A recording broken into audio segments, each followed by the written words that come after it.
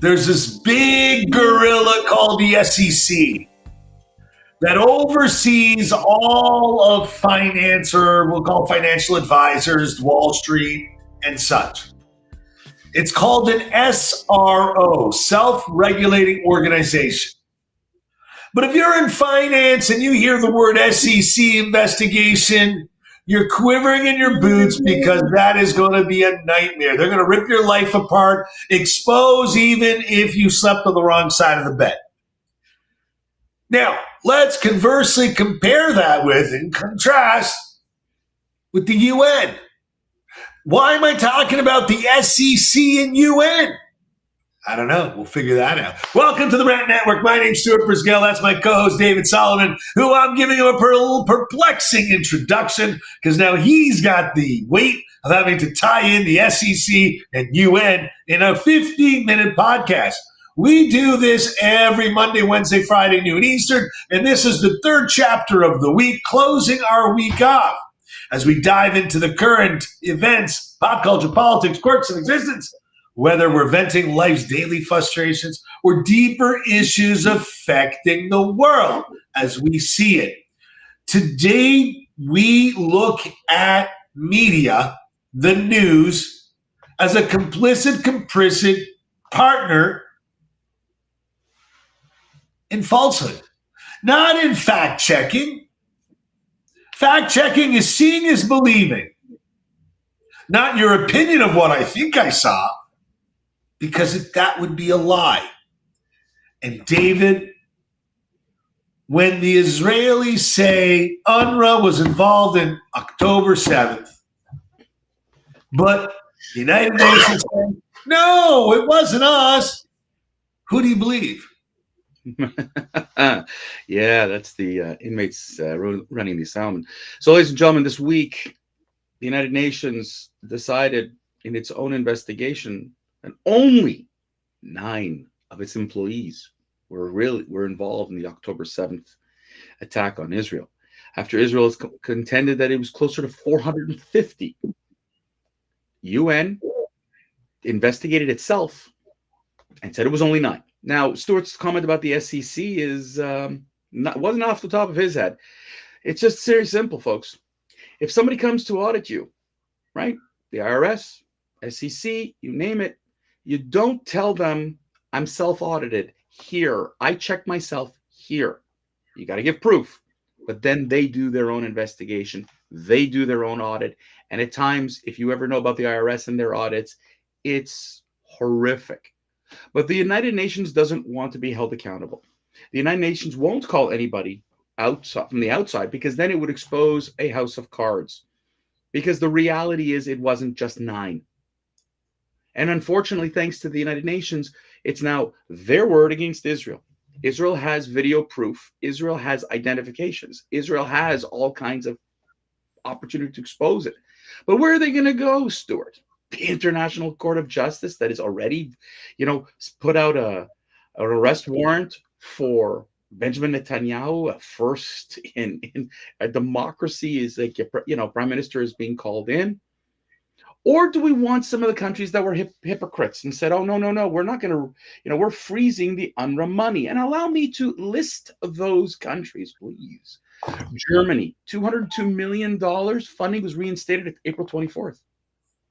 That they believe the UN Independent Review Group, led by former French Minister Catherine Colonna, who is now available, UNRWA said it will implement the report's recommendation and will make sure it's okay.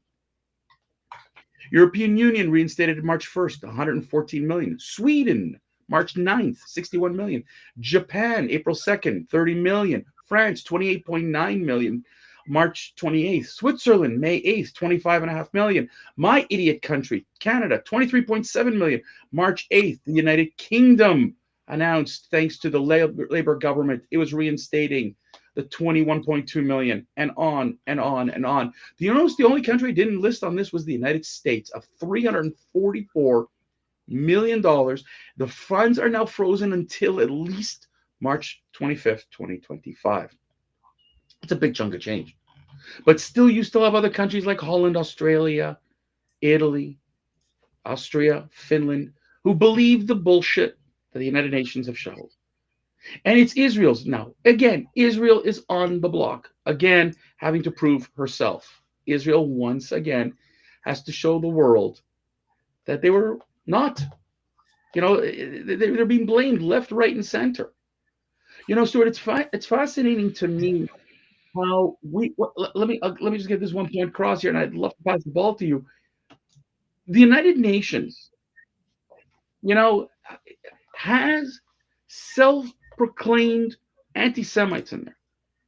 The people involved, in that organization they're so blatantly anti-Israel, and yet they're the ones conducting an investigation on themselves. They just threw, 9 people, they said, it wasn't so bad. Israel had to painstakingly prove that women were raped, people were murdered. It took months. And once again, the house of cards, it's time to take her down. She has no more validity in this world. And I know there are those who will disagree with me and say, but Israel, but the UN does a great job. Look at UNICEF. Look at all these other things that they're doing.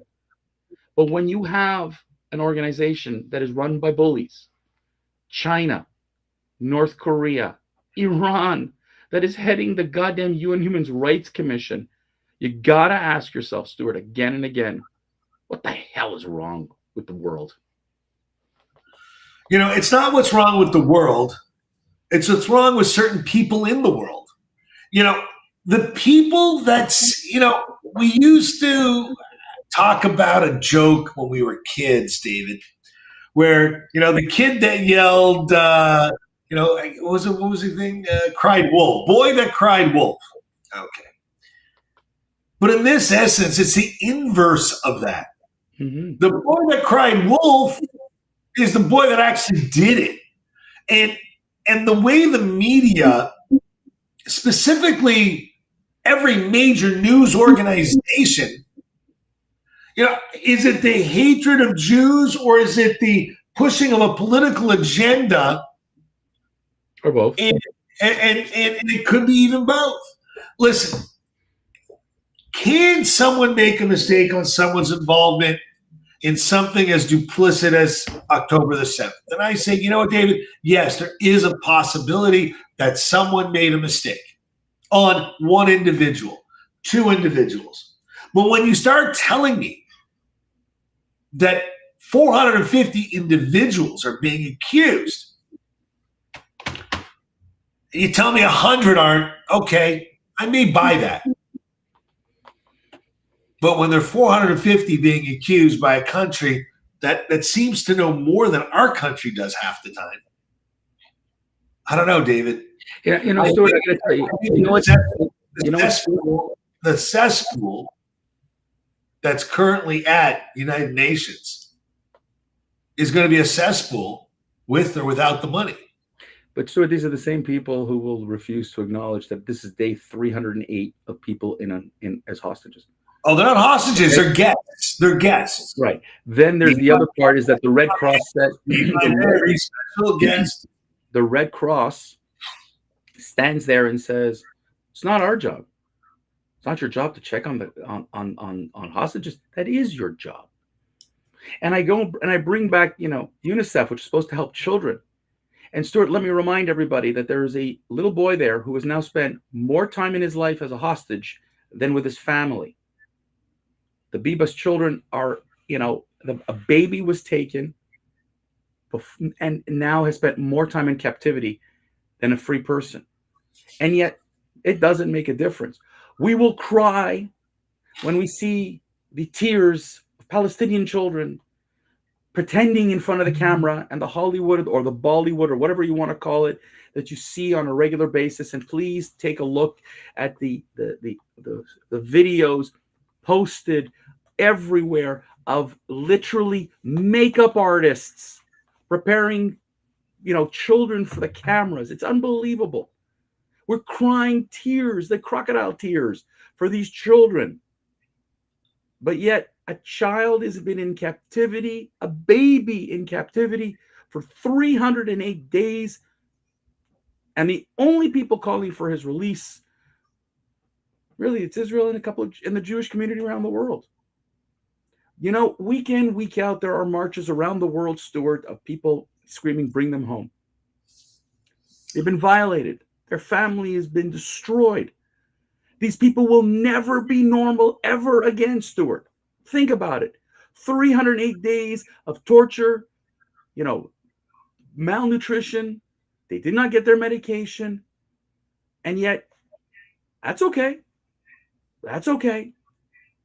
But when they talk about now, Israel has to go back into Khan Yunis because Hamas has moved in there, bad Israel. No one pays attention to the fact, Stuart, they called, Ishmael Haniyeh the great, he was a peacemaker. Remember that word, that term, that he was a peacemaker, right? Right? Stuart, are you with me here? I'm listening. Okay. So now, so what do they end up doing? They bring Yahya Sinwar, the guy who was the mastermind behind October 7th. He's now the head of Hamas. And they're saying, yes, peace. He's a And peacemaker. it's ironic that Qatar, Egypt, and the United States get together and say, "Oh, we want all parties to come. Let's have a ceasefire. Let's get." The amazing thing is, and you've dedicated almost every week at least one episode of the Rant to reminding people of the hypocrisy since October 7th, that people forget since October 8th, Hezbollah has been pounding the north, that there are hundreds of thousands of displaced Israelis, millions of Israelis with PTSD, okay? Families in the north, Druze family who lost 12 children. David, Druze. I need you to explain. What is a Drew, David? A Druze. Yes, what they're Druze. They're a form of Islam. But wherever they live, they're loyal to their country. And there are many who live in Israel, Lebanon, Syria. That's where they really are. And wherever they are, they're loyal. They serve in the Israeli army willingly. They're willing Israeli citizens, not by force, not by the way the world wants to paint it, that the Israel's forcing them. These are proud Israeli Arabs who do not want to be associated as Palestinians. What? Wait a minute. Hold it. An Arab doesn't want to be a part of this Palestinian. No, really? No. Oh, wow. But the world does not want to hear it. Nope. The world wants to focus on the woe is me Palestinians. Push this narrative, push this ideology that Israel is complicit in war crimes, that Israel is complicit of genocide, Israel is complicit of apartheid. And yet, you know what? The facts don't seem to matter. So, Stuart, to bring this full circle, when the United Nations audits itself and says, no, it's only 9 employees, and the world goes, oh, you see, it's okay. I ask myself, could you tell that to the IRS and the SEC the next time you get an audit? David, that was a great way to run full circle on something. I threw you under the bus without any notice, and you nailed it. David, I'm going to close with this today. The reality is, I feel for every single parent, loved one who has someone held in captivity by this Hamas terrorist organization. They aren't staying of their own free will. They are kidnapped. They are being held hostage. We hear about how Israel must do this, must do that. The world's condemnation of a country the size of a city of New York. But you know what I don't hear, David? I don't hear anything about Ukraine. I don't hear anything about Sudan. I don't hear anything about Uyghurs. I don't hear anything about China, North Korea. It's only the 0.02% of the world population, and it's only about them. David, I'm wrapping up. Stuart, just one last little thing to remind everybody. Tuesday is Tisha B'Av. Yep. Okay. And the so-called threats from Iran and Lebanon are still on the table. The threat of an attack. We hope that the United States and its so-called diplomacy and other countries and its so-called diplomacy can temper down this. But folks, the amazing thing is Israel was accused of escalating this war when Israel, It's amazing, Stuart. This is the hypocrisy, and I'm sorry I'm adding to this, but hypocrisy. They asked Israel to not take out civilians, be weary of civilians. So they take out the leaders, the people who, the masterminds, the criminals behind this, and Israel's being accused of escalating. I'm only asking myself, what is Israel to do at this point? If Iran and Lebanon were to attack as possible as late as next Tuesday, what's the response, Stuart? What's the response? David, I wouldn't even go there. I would, okay. Let's see you all on Monday. And that wraps up today's episode, because David and I can be going on and ranting for hours about things. David and I also talked about doing micro rants. Maybe next couple of months we'll start our micro rants, little blurbs. Dave's been experimenting with some groovy AI software with little clips. But we give you a huge thanks for lending your ears, your eyes, your time. The Rant Network is here to help serve you, the viewers, the people, everyone. We try and stay ahead of the curve. We try and give you the news unfiltered and raw. It's a podcast. It's opinion. It's unedited. Sometimes we do pre-record. Most of the time we do it live. But when we don't, we always look back at your messages. Join us Monday, Wednesday, Friday, noon Eastern. Stay connected with us on all of the social medias, all the podcast channels, and not to mention our groovy, awesome website. Until next time, David, what do you want to say? We need, please, folks, pressure your Congress people. We saw Cory Bush taken out. Hopefully, Ilhan Omar is next. We've seen that the radical left is getting what they're due. Please, it's time for you to